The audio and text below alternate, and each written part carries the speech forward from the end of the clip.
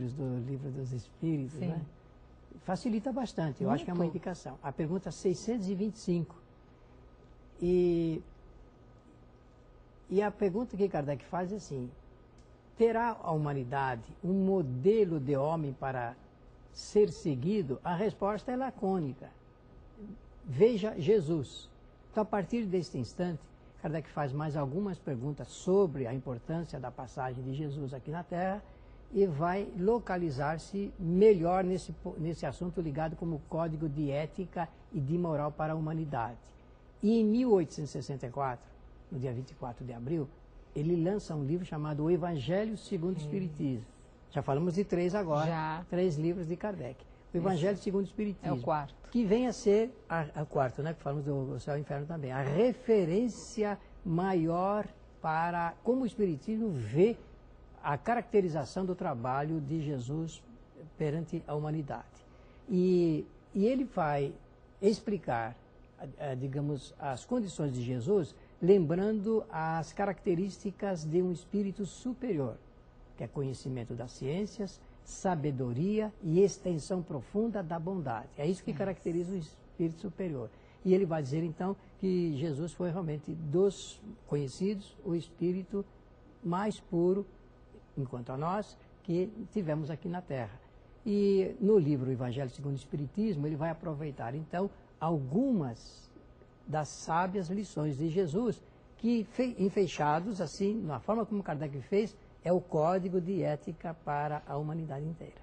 Lembrando que o Evangelho segundo o Espiritismo tem os comentários dos espíritos sobre esses ele ensinamentos. Aproveitou a oportunidade e então traz diversos espíritos para comentar as lições. Então é um trabalho bastante interessante, muito sugestivo, devo dizer assim, numa linguagem bem serena. Não é um livro que deve ser visto como apenas um livro religioso, porque a vida de Jesus tem ciência, tem filosofia, tem noções de moral. Então nós precisamos ver como uma espécie de proposta revolucionária para um novo paradigma para a humanidade, um modelo de vida para a humanidade.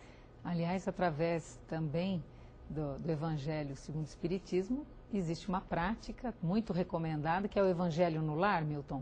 Só que a gente deve evitar, vou fazer o Evangelho lá, porque ele já está feito, não é? Na verdade, a gente vai estudar a dinâmica do que contém ali, numa linguagem moderna, que são obras escritas 1857, 60, 64, que tem que ter uma modernização na linguagem. O segredo todo é pegar tudo aquilo que está naquela linguagem do passado e trazer para os dias de hoje, exatamente para que o homem moderno possa entender o significado e a importância das lições de Jesus, que foi um homem prático, viu? E você falou a respeito da resposta dos espíritos, que foi lacônica. Sim. É interessante que é uma resposta simples e curta, como uma outra também, né? Aliás, são as duas dentro do Livro dos Espíritos, que os espíritos são muito diretos. Sim. A outra é onde estão escritas as leis de Deus. Resposta dos espíritos? Na consciência. Olha. Em nossa consciência. Não é? Nós podemos dizer que as leis do Criador estão registradas na consciência dos espíritos, porque consciência para o espiritismo é o pensamento íntimo do espírito. É isso, muito bom. E com relação a uma outra pergunta que acredito que te façam sempre, é com relação ao aborto. Qual é a posição do espiritismo em relação ao aborto? Porque é um tema que está na pauta, principalmente no Brasil. Nossa cultura ainda recebe choques e entre choques ligados com assuntos que nós não temos o hábito de discutir com naturalidade. E o aborto é um assunto que deveríamos ter aprendido já a discutir com naturalidade.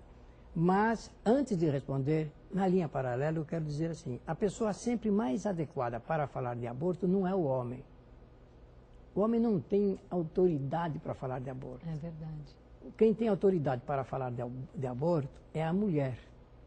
Então, para falar, eu tive que conversar com as mulheres para saber o que as mulheres pensavam e pensam do aborto, para depois juntar com o conhecimento do espiritismo. Esse assunto está realmente consignado no Livro dos Espíritos, né, está escrito lá, numa maneira bastante simples. A doutrina espírita adota o aborto quando ele coloca em risco a vida da mãe. Então diz que para preservar a vida que já existe, nós podemos praticá-lo, porque terá novas oportunidades o espírito depois de se reajustar e criar um novo projeto da reencarnação. Lembra-se a pergunta que eu falei, da reencarnação de 330? Sim. Quando nós lermos essas perguntas, nós vamos perceber que o espírito, no nosso estágio, isto é, no estágio atual dos espíritos que formam a nossa humanidade, já tem condições de fazer o projeto da sua reencarnação. Aliás, eu costumo dizer nas minhas palestras que eu já estou fazendo o projeto da minha futura reencarnação. Que ótimo. E quero escolher uma família muito rica para mim não sofrer a penalidade que eu tive eu próprio dessa situação, desta encarnação. Mas o aborto está ligado com esse assunto, ligado com os projetos. Sim. Então a gente não pode generalizar muito esse assunto. É preciso tomar muito cuidado para não pregar o terrorismo psicológico nas pessoas, Sim. não criar dramas, porque a nossa vida tem que ser vista com naturalidade. E novas oportunidades sempre existem para que o espírito possa se reajustar. Seria da nossa parte uma ignorância muito grande atribuir ao Criador a falta de critérios para suprir essas necessidades sem criar esses dramas que o homem cria. Outra pergunta que costumam te fazer é: quero me livrar de espíritos perturbadores. Mas isso diariamente me perguntam. Como devo proceder para me livrar dos perturbadores? Então as pessoas perguntam isso porque acham que a gente pode tirar os espíritos perturbadores da sua vida. Isso não é possível. Tirar não, afastar também não. Não é assim que funciona. Né? Seria muito simples se a gente pudesse fazer isso e tornar mais fácil a vida de uma pessoa. Entretanto, existe o seguinte: qual é a razão que leva um espírito a perturbar outro? Quem é que cria isso? É o chamado perturbador ou é o perturbado? Eu entendo, conforme eu disse lá atrás, que nós atraímos os espíritos através dos nossos pensamentos. Sim. Entendo também que eles se ligam a nós por laços de afinidade, de existência de outras encarnações e também desta. Isso. Então, como nós nos relacionamos muito com as pessoas, na medida da intensidade dos problemas que nós criamos com elas, nós poderemos estar criando, nos atando a assuntos que virão futuramente nos perturbar. Então, nós criamos os espíritos perturbadores através do nosso procedimento também. Agora, como se livrar disso? Demos aqui, em transição, a primeira indicação.